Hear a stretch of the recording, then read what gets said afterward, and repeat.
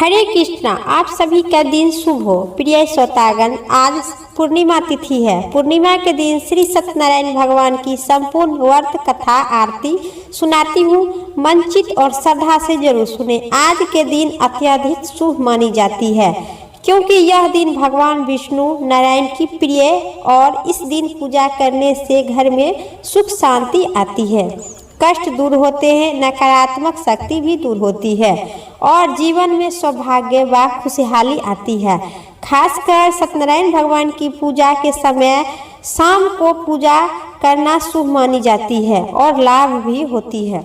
यह पूजा किसी भी समय, किसी भी महीने की पूर्णिमा और एकादशी के तिथि के दिन किया जाता है, लेकिन यह विशेषकर जैसे विवाह, गृह प्रवेश भी उस समय भी सत्यनारायण भगवान के पूजा का व्रत किया जाता है, कथा पढ़ा जाता है अथवा सुनी भी जाती है। तो आज पूर्णिमा के दिन श्री सत्यनारायण भगवान की कथा मन चित्त और श्रद्धा भाव से संपूर्ण जरूर सुने, साथ ही आरती।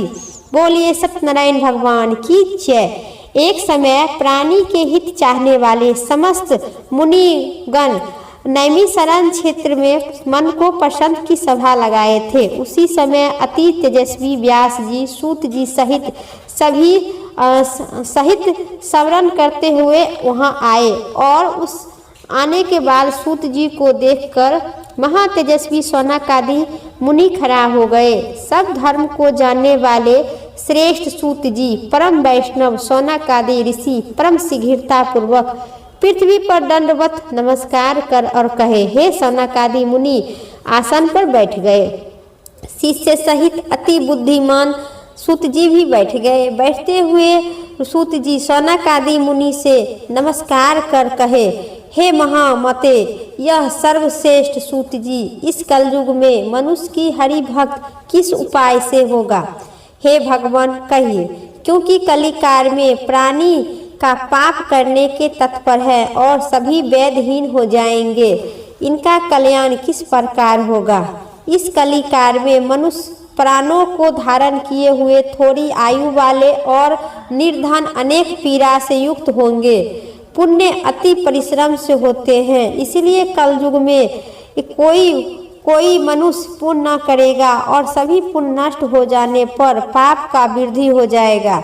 तब इच्छुक ज्ञान वाले मनुष्य अपने सब वंश सहित नष्ट कर देंगे। हे सूत जी, किस तरह अल्प परिश्रम से थोड़े धन और कुछ ही समय पुण्य प्राप्त होती है, ऐसा कोई उपाय हम लोग को वर्णन कीजिए। जिनके उपदेश से मनुष्य पुण्य पा सके वह उनका भागी होगी। पुण्य का उपदेश देने वाले दयावान, कपट रहित, निष्पाप और निविरोधी, यह चार तरह के मनुष्य नारायण के समान होते हैं। संसार में ज्ञानी होकर जो दूसरों को ज्ञान नहीं देते हैं, उन पर ज्ञान रूपी परमेश्वर कभी प्रसन्न नहीं होते हैं। जो पुरुष रत्न रूपी ज्ञान से दूसरों को संतोष देते हैं, उन्हें मनुष्य धारण किए हुए नारायण सन्मुख रहते हैं। ऐसा कोई व्रत जिनके करने से मनुष्य की मनोवांछित फल की प्राप्ति हो, लोगों को सुनने की बड़ी ही इच्छा है। हे मुनि श्रेष्ठ, आप वेद गाता है, आप जैसा दूसरा कोई व्रत नहीं दिखाई देता, क्योंकि श्री व्यास जी आप ही शिष्य हैं। सूत जी बोले, हे मुनि श्रेष्ठ, तुम धन्य हो, तुम ही वैष्णव हो, तुम ही आगवान हो, कारण कि सभी प्राणियों को सतदेव हित चाहने वाले हो। हे सौनकादि सुनो, मैं आपसे उस उत्तम व्रत कहूँगा जिस व्रत को नारद जी ने श्री लक्ष्मीपति भगवान पूछे थे, इसी प्रकार से कहे थे। इति श्री बोलिए भगवान विष्णु की जय। अब सुन, पहला अध्याय समाप्त हुई। अब सुनिए दूसरी अध्याय। एक समय नारद जी समस्त प्राणियों के हित की इच्छा से अनेक लोग घूमते घूमते मृत्यु लोक आए। वहाँ उन्होंने देखा कि सभी प्राणी अनेक पीड़ा से युक्त अनेक योनि में उत्पन्न होकर पाप से दुख पा रहे हैं। यह देखकर विचार किए कि इन लोगों को दुख किस प्रकार दूर हो। ऐसा मन में विचार कर भगवान विष्णु लोक चले गए। नारद जी वहाँ जिनके शुक्ल वर्ण चार भुजाएं, जिन्हें शंख चक्र और गदा धारण किए हैं, और वर्णमाला से सुशोभित देव नारायण उनको देखकर नारद जी स्तुति गाने लगे। नारद जी बोले कि हे महाराज, आप मन वचन और कर्म से न कहे धारण किए योग अनंत शक्ति युक्त और निशक्त है। हे महाराज, आप सब प्राणियों को उत्पन्न करता और भक्तों को दुख को नाशक है। यह स्तुति सुनकर नारद जी बोले, हे नारद, तुम किस काम से आए हैं? तुम्हारे मन में क्या है? हमें जो पूछो वह मैं कहूँगा। नारद जी बोले, हे नाथ, मृत्यु लोगों में सभी प्राणी अनेक योनि से उत्पन्न होकर निज पाप कर्म भोग रहे हैं। महाराज, किस छोटे उपाय से उनका कलेश दूर हो जाए, उन्हें वह उपाय मैं सुनने की बड़ी ही इच्छा है। भगवान बोले, समस्त जनों पर कृपा करके तुमने बहुत अच्छा प्रश्न पूछा है, जिनके करने से मनुष्य मोह से छूट जाएंगे। और ऐसा उपाय मैं कहता हूँ, सुनो। नारद जी, जो व्रत तीनों लोगों में अति दुर्लभ है, वह आज आपके सामने प्रकाशित कर रही हूँ। वह ध्यान पूर्वक सुनो। वह सत्यनारायण भगवान का व्रत है, जिसके विधिवत करने से इस लोगों में सुख पाकर परलोक में मोक्ष मिलता है। यह व्रत, नारद जी बोले, इस व्रत को क्या फल है और पूर्व में किसने किए थे? किस समय इस व्रत को किया जाता है? आप विस्तार पूर्वक कहिए। भगवान विष्णु जी कहने लगे कि इनके करने से दुख शोक नाश होता है, धन धनाय की वृद्धि और संतान की प्राप्ति होती है, सर्वश्रेष्ठ विजय की प्राप्ति होता है। इस व्रत को मनुष्य भक्ति श्रद्धा युक्त किसी भी दिन सैया काल सत्यनारायण भगवान की पूजा करे और भाई बंधु तथा ब्राह्मणों के साथ श्रद्धा युक्त सवा सेर उत्तम भोग लगावे। केले का फल, घी, दूध, गेहूं के चूरमा लावे। गेहूं के चूरमा न हो तो चावल के चूरमा लाकर खरा अथवा गुड़ मिलावे। सवा पाव अथवा सवा सेर के हिसाब से मिलाकर भक्ति से श्री सत्यनारायण भगवान का नैवेद्य लगाए और उस नैवेद्य को भाई बंधु के साथ कथा सुनकर ब्राह्मणों को दक्षिणा दे और श्री सत्यनारायण भगवान को प्रसाद को भाई बंधु के साथ खाकर रात्रि में नित्य गीत गाकर तथानंद सब श्वेतागण अपने अपने घर जावे। इसी प्रकार व्रत करने से मनोवांछित फल की मनुष्य की प्राप्ति होती है। विशेषकर इस कलयुग में पृथ्वी पर इससे बढ़कर दूसरा उपाय कोई नहीं है। नारद जी, जिनके इस व्रत को पहले किसने वह किए थे, यह कथा सुनने की बड़ी ही इच्छा है। फिर भगवान विष्णु जी कहे, कांजीपुर में निर्धन सतानंद नाम का एक ब्राह्मण क्षुधा प्यास से दुखित नित्य पृथ्वी पर भिक्षा मांगने हेतु घूमते थे। ब्राह्मण प्रेमी भगवान नारायण ने दुखित ब्राह्मण को देखकर बूढ़े ब्राह्मण के रूप धारण कर और अति आदर से पूछे, हे विप्तवर, आप निज घूमा करते हैं, हमारी सुनने की बड़ी ही इच्छा है, यदि आपकी इच्छा हो तो कहिए। ब्राह्मण बोले, मैं अति दरिद्र हूँ, भिक्षा के लिए पृथ्वी पर भ्रमण करता हूँ। यदि आप कुछ जानते हैं तो कृपा करके मुझे पूर्ण रूप से कहिए। वृद्ध ब्राह्मण बोले, हे दिव्य श्रेष्ठ, मनोरथ को सिद्ध करने वाला उत्तम श्री सत्यनारायण भगवान का व्रत करो, जिसके करने से मनुष्य सर्व दुख छूट जाते हैं। वह ब्रह्मा रूपी श्री सत्यनारायण देव ने व्रत का विधान ब्राह्मण को बताकर अपने आप अंतर्ध्यान हो गए। तथानंद ब्राह्मण सतानंद ने मन में निश्चय किया कि कल ही मैं भगवान श्री सत्यनारायण का व्रत करूंगी। इसी चिंता में ब्राह्मण को रात भर नींद नहीं आई और संकल्प लिए कि सुबह उठकर उन्होंने यह निश्चय किया कि मैं आज सत्यनारायण भगवान का व्रत अवश्य करूंगा। वह संकल्प कर भिक्षा मांगने के लिए गए। उस दिन से उन्होंने सब दिन से अधिक दीर्घ प्राप्त हुआ। उसी दीर्घ से भाई बंधु के साथ श्री सत्यनारायण भगवान का व्रत किए। उनके व्रत के प्रभाव से दुख से छूटकर सर्व संपत्ति से युक्त होकर व्रत के प्रभाव से सतानंद नगर भर में श्रेष्ठ माना जाने लगे। तभी से वह ब्राह्मण हर महीने व्रत करने लगा।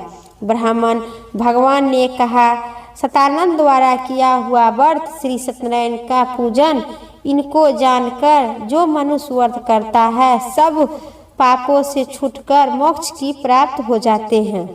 जिस प्रकार पृथ्वी पर इस व्रत को मनुष्य करेंगे उनका दुख अवश्य नष्ट हो जाएगा। बोलिए श्री सत्यनारायण भगवान की जय। दूसरी अध्याय कथा समाप्त हुई।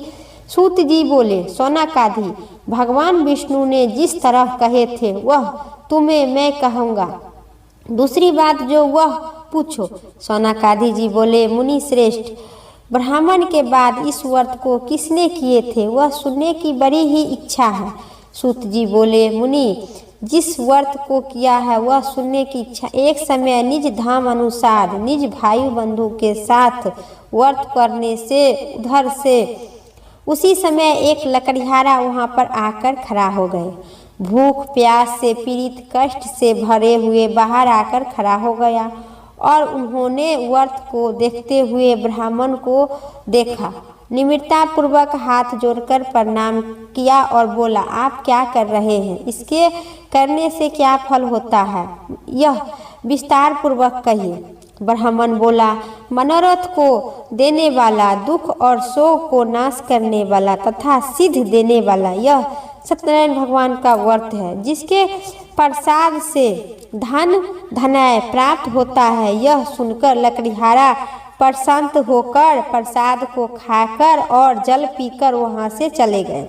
श्री सत्यनारायण भगवान को ध्यान करते हुए नगर से चला गया। आज लकड़ी बेचने से जो द्रव्य प्राप्त होगा मैं सत्यदेव का उत्तम व्रत अवश्य करूंगा, ऐसा मन में विचार कर उन्होंने सिर पर लकड़ी रखकर जहां धनी लोग रहते हैं उसी नगर में लकड़िहारा गया। सभी दिनों से उस दिन द्रव्य दुगुनी द्रव्य प्राप्त हुआ। वह अत्यधिक प्रसन्न होकर सुंदर केले के फल, शक्कर, दूध, घी, गेहूं के चिरमा सब लेकर घर जाकर अपने भाई बंधु को बुलाकर विधि विधान से सत्यनारायण भगवान का व्रत किया। उस व्रत के प्रभाव से लकड़िहारा को धन से युक्त होकर इस लोक में सुख पाकर अंत में सतलोक चले गए। हे मुनिगण, मैं और कथा कहता हूँ, सुनो। इति श्री बोलिए श्री सत्यनारायण भगवान की जय। तीसरी अध्याय कथा समाप्त हुई। सूत जी कहने लगे कि राजाओं में श्रेष्ठ उल्खा मुख जितेंद्र राजा था। वह सतदेव मंदिर जाया करता था। वह ब्राह्मणों को निज धन देकर संतुष्ट किया करता था। उनकी पत्नी कमल नयन मुख वाली प्रमुख पत्नी थी। वह स्त्री के साथ भद्रशिला नदी के तट पर भगवान सत्यदेव का व्रत करता था। उसी समय एक बनिया आए और बनिया के लिए बहुत धन परिपूर्ण नाव से भरा था। नदी के तीर पर लगाकर आप क्या कर रहे हैं? उतरकर पूछने लगा। वह राजा व्रत को करता हुआ देखकर प्रणाम कर पूछने लगा। साधु बोले, हे राजन, आप क्या कर रहे हैं? वह हमें भी कहिए, भक्ति पूर्वक कहिए, सुनने की बड़ी ही इच्छा है। राजा बोला, साधु, यह अति तेजस्वी भगवान विष्णु का पूजा है, जो अपने भाई बंधु के साथ पुत्र प्राप्ति की इच्छा से किया जाता है। तब बनिया नमस्कार कर बोला, हे राजन, इस व्रत को मुझे भी कहिए, यह मैं की करूँगा, कारण कि मेरे भी कोई संतान नहीं है। इस व्रत को मैं अवश्य करूँगा। यह व्रत विधि जानकर अपने घर जाकर और अपनी स्त्री को संतान पद का व्रत कहा और वह संकल्प किया कि जब मेरे घर कोई संतान होगी तब मैं अवश्य यह व्रत करूँगी। यह थोड़ी समय में उनकी स्त्री लीलावती आनंद चित्त से गर्भवती हो गए। उन्होंने 10वें मास में अति निर्मल एक कन्या का जन्म दिए। जैसे कि शुक्ल पक्ष की चंद्रमा की ज्योति बढ़ती है, उसी तरह प्रतिदिन उस कन्या का वृद्धि की प्राप्त हुई। अपनी स्त्री के साथ बनिया ने कन्या का जातक कर्म कर कालावती नाम रखा। एक दिन लीलावती अपने स्वामी से मधुर वचन में बोली कि पहले की संकल्प आप क्यों नहीं कर रहे हैं? साधु बोला, हे प्रिय, इसके विवाह के समय इस व्रत का अवश्य करूँगा। इसी प्रकार स्त्री को समझा बुझाकर बनिया बाहर चला गया। इधर कालावती पिता के घर निज बढ़ने लगी। एक दिन धर्म ज्ञान साधु बनिया ने सखियों के साथ खेलती हुई लड़की को विवाह के योग देखकर दूतों को बुलाकर कहे, विवाह के निमित्त कन्या के लिए योग वर खोज कर कहो। साधु के आज्ञा पाकर दूत ने कंचन नगर गए। उसी नगर में एक बनिया पुत्र को लेकर साधु के सामने आए। उन्होंने सुंदर युक्त गुणवक्त लड़के को देखकर जाति भाई के साथ विधि विधान के साथ अपनी पुत्री के उस बनिया पुत्र के साथ विवाह कर दिए। भाग्यवश विवाह के समय भी इस सत्यनारायण भगवान का साधु व्रत नहीं किया। तब सत्यनारायण देव क्रोध हो गए। कुछ दिन बाद निज कर्म में अति चतुर साधु व्यापार की इच्छा से अपने दामाद को लेकर समुद्र के निकट रत्न सार नाम के गांव में जाकर व्यापार करने लगे। इसी समय सत्यनारायण स्वामी ने राजा को प्रतीक्षा से भ्रष्ट देखकर उन्होंने श्राप दिए कि तेरे ऊपर बड़ा ही भारी दुख पड़ेगा। उसी दिन चारों ओर से राजा के धन चोर ने चुरा लिया। पीछे देखते देखते साधु की दिशा को चले गए। दौड़ते हुए राजा से दूतों की आता देख डर कर धन को देकर रखकर चला गया और आप पीछे छुप गए। राजा के दूत साधु के निकट आकर राजा के धन को देखा तो साधु को बांधकर अंत चित्त से राजा के निकट लेकर गया और बोला कि हे राजन, दो चोर आए हैं, उन्होंने देखकर आज्ञा कीजिए।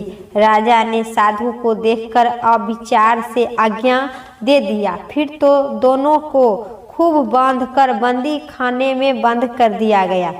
बोलिए तीसरी भगवान विष्णु की जय।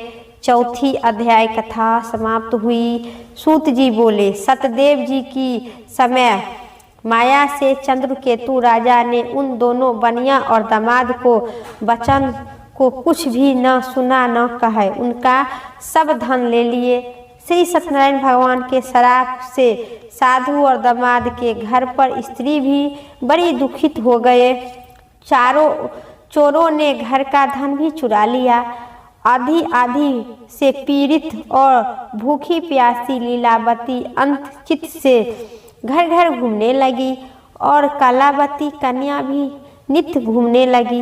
एक दिन रात को भूखी से दुखित कालावती एक ब्राह्मण के घर गई। वहां सत्यनारायण भगवान के व्रत को देखकर कथा को सुनकर निज मनोरथ मांगी और प्रसाद को खाकर कुछ रात्रि शेष होने पर अपने घर आई।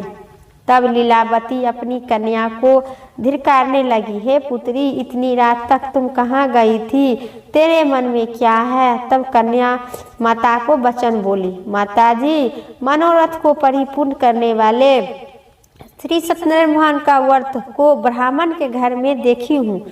लीलावती कन्या कालावती के वचन सुनकर श्री सत्यनारायण भगवान का व्रत करने लगी कि उधर पतिव्रता साधु की स्त्री अपनी कन्या सहित भाई बंधु के साथ सत्यनारायण भगवान का व्रत को किया। उन्होंने सत्यदेव से दिव्य वर मांगे, हे सत्यदेव, हमारी पति और हमारे दामाद को जल्दी घर आवे।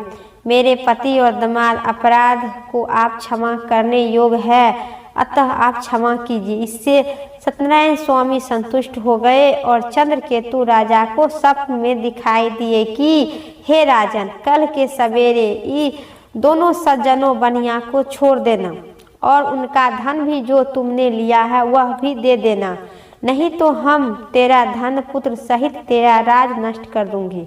यह बात सुनकर राजा कहकर सत्यनारायण प्रभु अंतर्ध्यान हो गए। तब प्रातः काल के समय राजा निज जनों के साथ सभा में उपस्थित मंत्रीजनों के अपना स्वप्न सुनाकर और कहे कि बांधे हुए बनिया को शीघ्र ही छोड़ दो, ऐसा आदेश दिए। यह सुनकर दूत लोग बनिया को बंदी खानों से छोड़कर राजा के निकट और सामने लाए और विनय युक्त वचन बोले, हे महाराज, हम इन दोनों बनिया को बांधे गृह से छोड़ कर लाए हैं, अब आपकी आज्ञा क्या है। उन दोनों ने महाराज चंद्रकेतु के नमस्कार कर और पूर्व काल की वीरता को स्मरण करते हुए चंद्रकेतु से साधु तथा दामाद से कुछ भी नहीं कहे। बनिया पुत्र को देखकर राजा आदर से बोले, हे अभाग्यवश, तुमको बड़ा दुख मिला है, तुम लोग भय न करना। इसी प्रकार को राजा कहकर उन दोनों को हाथ पैर के बेड़ी कटवाकर और कर्म कराकर फिर वस्त्र और आभूषण देकर बनिया को अत्यधिक संतुष्ट किए। पहले जितनी धन लिए थे उतना उनसे दुगुना धन देकर अब आप अपने घर जाइए। दोनों बनिया ने राजा को नमस्कार कर कहे कि आपकी कृपा से मैं अपने घर जाती हूँ। बोलिए श्री सत्यनारायण भगवान की जय। 5वीं अध्याय कथा समाप्त हुई। सूत जी बोले, साधु भगवान के मंगलचार पूर्वक पूजा कर ब्राह्मणों को धन देकर निज नगर चले गए। कुछ दूर जाने पर श्री सत्यनारायण देव की वैश्य के मन की बात जानने के लिए पूछे कि तुम्हारी नाव में क्या था। मनोरथ महाराज, बनिया हंसकर बोला, दक्षिण, यह क्या पूछ रहे हैं? क्या धन लेने की इच्छा है? मेरी नाव में तो लता पत्रिका है। तब दंडरीय ऐसा वचन सुनकर बोला कि तेरे मन में सत्य हो। ऐसा कहकर आप समुद्र के पास बैठ गए। दंडनीय के चल जाने पर निज क्रिया कर नाव को ऊपर डूबा देखकर साधु आश्चर्यचकित हुआ। ज्योतिष ही उसे नाव में लतीधिक देखकर मूर्छित हो पड़ा और प्राप्त को भूमि पर गिर पड़े। सेचने होने पर अति चिंता करने लगे। साधु से दामाद बोला कि दिव्य शोक क्या करते हैं? वे ही दंड महाराज के शराब से दिया है, सब कुछ जान सकते हैं। इससे हमें सह्य नहीं है, इसलिए उन्होंने शरण में चलिए, क्योंकि मनोरथ उन्होंने ही सिद्ध होंगे। साधु दामाद के वचन सुनकर दंड के पास गए और दंड के प्रणाम कर भक्ति से देखकर आदर युक्त वचन बोले, जो मैंने आपसे कहे थे उस अपराध को क्षमा कीजिए। यह कहकर बारंबार प्रणाम कर सकुशल होकर आए। तब दंडनीय उनके रोते हुआ देखकर बोला, जाओ मत मेरे वचन को सुनो, मेरी पूजा से सदा मुँह फेर रहना और मेरी इच्छा से बुद्धि तुम्हारी बारंबार दुख मिलेगा। भगवान का कहकर यह वचन सुनकर साधु स्तुति करने लगा। साधु बोला, स्वामी, आपकी माया से मोहित ब्राह्मण देवता भी आपके बड़े आदरभूत गुण है और रूप है। आपकी माया से मोहित होकर मूर्छित होकर कैसे जाया सकता है? पहले वाली सब धन दीजिए। उनके भक्ति युक्त वचन सुनकर भगवान संतुष्ट हो गए और मनोवांछित फल देकर मनोरथ के परिपूर्ण कर सज्जनों के कहे, यथा विधि पूजन करो। सतदेव की कृपा से सभी हर्षोल्लास के साथ सभी हो जाएंगे। तभी रत्नपुरी देखकर ऐसा वचन कर कहने लगे कि वह दूत जाकर और साधु की पत्नी को देखा, प्रणाम कर बोला, ग्राम के निकट दामाद सहित साधु बहुत सा इष्ट मित्र और धन के साथ वहां गए। दूत के मुख से ऐसा वचन सुनकर साधु की स्त्री बड़ी ही हर्षोल्लास के साथ सतदेव का पूजन कर कन्या से कहने लगी कि मैं जाती हूँ, तुम शीघ्र ही व्रत समाप्त कर आना। लड़की इस प्रकार के वचन सुनकर जल्द ही व्रत समाप्त कर दी। प्रसाद को भूल गई, नहीं खा पाई, अपने पति को देखने चली गई। इससे सतदेव की क्रोध और भी बढ़ गया। पति के नाव सहित जल में डुबो दिए। कलावती कन्या अपने पति को न होने कर और न देखने पर बड़े ही शोक से रोने लगी। भूमि पर गिर गिर कर रोने लगी। दुखित होकर डरते हुए मन में कहा कि यह क्या हुआ, और नाव चलने वाले भी चिंता करने लगी। तब लीलावती कन्या को दुख देखकर अति विभुत होकर रोने लगी। आपने पति कहाँ गए हैं? इस क्षण नाव साथ कैसे अदृश्य हो गए, डुबो हो गए? जाने किसी देवता के अनादर हुआ है, ऐसा कहने लगी। श्री सत्यनारायण भगवान की महिमा से महत्व को कौन नहीं जानता है। यह कहकर वह अपने जनों के साथ विलाप करते हुए कन्या को गोद में लेकर रोने लगी। कलावती भी स्वामी को देखकर अति दुखी होकर पति की पादुका लेकर सती होने की इच्छा करने लगी। कन्या का यह देखकर माया से बारंबार छल हुआ। फिर श्री सत्यनारायण भगवान की पूजा करो, इसी प्रकार करने से सभी आपकी पुत्र और पति आपस आएंगे। इसी प्रकार जो पूजा से आधा छूटकर तुम आ गई थी, इसीलिए तुम्हारे पति को नाव में डुबो दिए हैं। श्री सत्यनारायण भगवान दामाद सहित संतुष्ट होकर धन और बंधुओं के साथ फिर घर आ गए।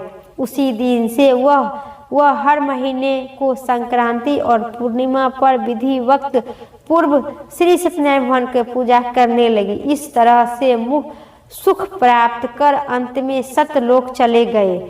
और फिर सूत जी कहने लगे कि हे मुनि श्रेष्ठ, मैं आपसे और भी कथा सुनने की इच्छा है, आप कहिए। श्री सत्यनारायण भगवान की जय। सुनने की बड़ी ही इच्छा है। अंत में सतदेव को लोग चले गए। सूत जी कहने लगे कि हे विप्तवर, मैं सत्यनारायण भगवान का व्रत को आप लोगों से कहा हूँ, जिनके करने से मनुष्य सब दुख से छूट जाते हैं। विशेषकर सतदेव की पूजा कर कलयुग में इससे फल देने वाले हैं, जिन्हें को कोई काल, कोई सत्य, कोई परमेश्वर, कोई सत्यनारायण और कोई सतदेव कहते हैं।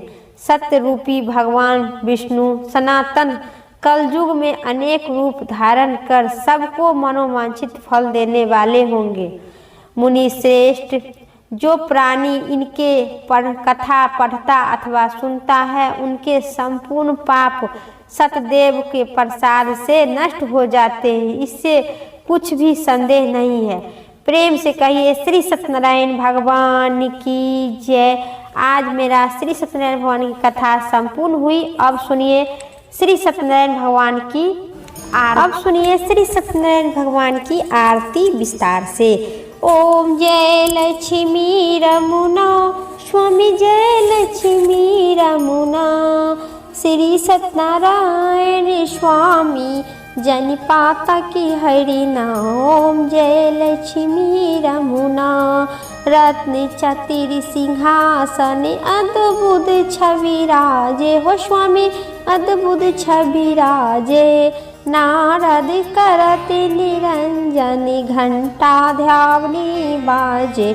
ओम जय लक्ष्मी रमुना, प्रगट भय कलिकारन दिज को दर्श दियो हो स्वामी, दिज के दर्श दियो। बूढ़े ब्राह्मण बनी करी कंचन महल कियो। ओम जय लक्ष्मी रमुना, दुर्लभ भीर कठोरी जिनी परी कृपा करी। चंड चूंड की राजा उनकी विपत्ति हरि। ओम जय लक्ष्मी रमुना, वैश्य मनोरथ पायो। सरधा तज दीनो है स्वामी, श्रद्धा तज दीनी सो फल भोगे, प्रभु जी की फिर स्तुति किन्ना। ओम जय लक्ष्मी रमुना भाव भक्ति के कारण, छिन छिन रूप धरो स्वामी, छिन छिन रूप धरो। श्रद्धा धारण किन्हा तीन के काज सरो। ओम जय लक्ष्मी रमुना ग्वाल बाल संग राजा, मन में भक्ति करी मन वांछित फल दीन्हा, दीन दयाली हरि। ओम जय लक्ष्मी रमुना चढ़ती प्रसाद सबाया, कदली फलने वा धूप दीप तुलसी से राजति सत्य देवा। ओम जय लक्ष्मी रमुना, श्री लक्ष्मी रमना जी की आरती जो कोई जन गावे है स्वामी, श्री सत्यनारायण भगवान की आरती जो कोई नरी गावे, कहती शिवानंद स्वामी मन वांछित फल पावे। ओम जय लक्ष्मी रमुना, स्वामी जय लक्ष्मी रमना। प्रेम से कहिए श्री सत्यनारायण भगवान की जय, श्री लक्ष्मीपति नारायण भगवान की जय। मेरा आज श्री सत्यनारायण भगवान की संपूर्ण कथा समाप्त हुई। उम्मीद करते हैं आप सभी को इस कथा पसंद आई। चैनल पर नए हैं तो पक्का लाइक करके सब्सक्राइब करें और कमेंट बॉक्स में श्री सत्यनारायण भगवान की जय जरूर लिखें, विष्णु भगवान की जय जरूर लिखें। फिर अगली वीडियो लेके आते हैं, तब तक के लिए जय श्री राम, हर हर महादेव।